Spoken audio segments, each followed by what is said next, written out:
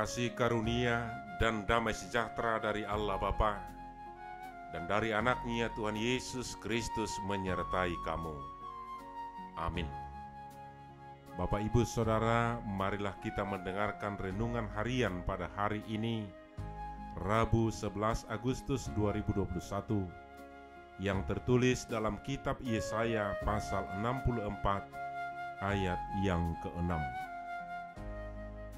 Demikianlah kami sekalian seperti seorang najis, dan segala kesalehan kami seperti kain kotor. Kami sekalian menjadi layu seperti daun, dan kami lenyap oleh kejahatan kami, seperti daun dilenyapkan oleh angin. Jala dusun halak naramud dohami sude, jala songon ulus namar sapu daro-daro sudi hati gorang nami.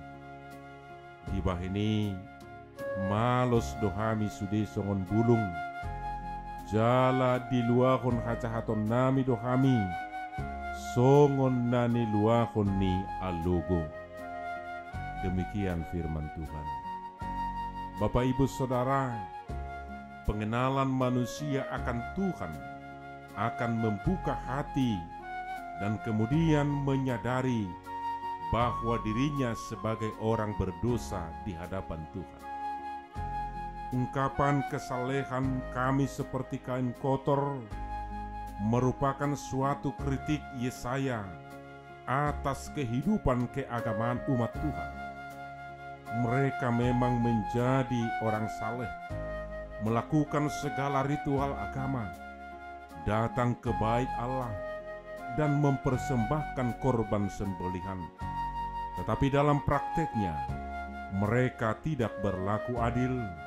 Mereka menindas orang yang lemah, mengabaikan hak para janda, menelantarkan anak yatim piatu, melakukan ritual agama tetapi tidak tampak dalam praktek hidup keseharian adalah kesalehan seperti kain kotor.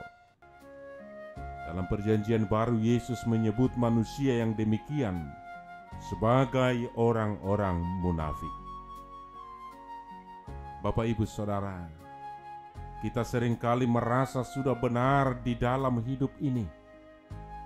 Pendapat, perlakuan, tindakan, dan ucapan kita seolah-olah kita menjadi orang yang paling benar, padahal banyak tindakan kita yang tidak sesuai dengan identitas kita sebagai orang Kristen.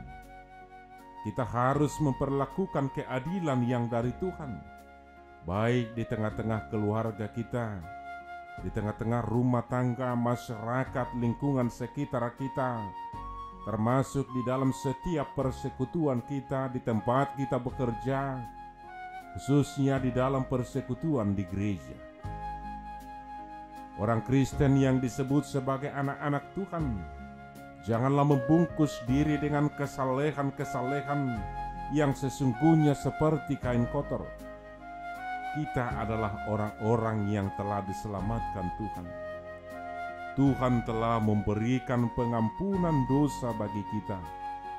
Sesungguhnya kita perlu menyadari maksud Tuhan atas diri kita. Kelepasan kita dari berbagai ancaman hendaknya membuat kita makin mengenal Tuhan, khususnya pada masa sekarang ini, di tengah-tengah besarnya tantangan yang harus kita hadapi di masa pandemi COVID-19, ancaman yang sangat besar dalam hidup kita. Maka dengan itu, kita sudah seharusnya lebih mengenal Tuhan dan kuasa-Nya yang menyertai kita. Berbagai peristiwa alam, sekalipun kita masih dapat menanggulanginya, tetapi hendaklah itu menjadi peringatan bagi kita. Barangkali tidak salah apabila berbagai peristiwa alam kita jadikan simbol pengutusan ulang atas panggilan Tuhan terhadap kita sebagai orang percaya. Bapak, Ibu, Saudara yang terkasih, doa dan permohonan Yesaya dalam nats ini telah nyata di dalam diri Tuhan Yesus Kristus. Tuhan Yesus datang ke dalam dunia untuk menebus umat-Nya. Maka melalui renungan hari ini, kita perlu merenungkan akan segala tindak tanduk dalam hidup kita. Apakah setiap perlakuan kita sudah sesuai dengan kehendak Tuhan?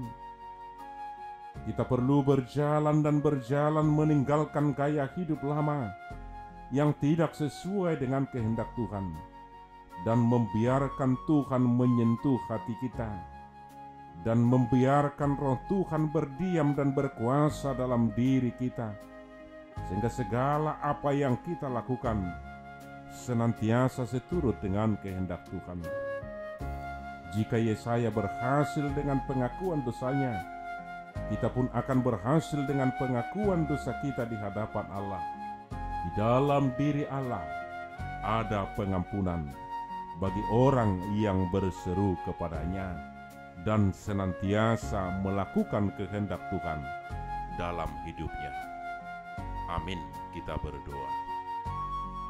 Allah Bapa yang kami sembah dalam Yesus Kristus, kami bersyukur Tuhan oleh besar kasih karunia-Mu yang telah menyelamatkan kami, yang telah membersihkan kami dari noda dosa melalui darah Yesus Kristus, di mana kami telah dibaharui.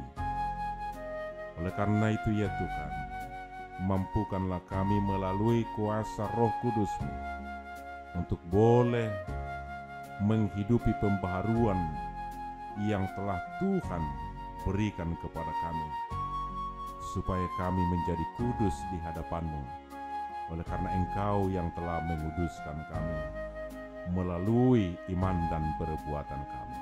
Di dalam Kristus Yesus kami berdoa dan mengucap syukur.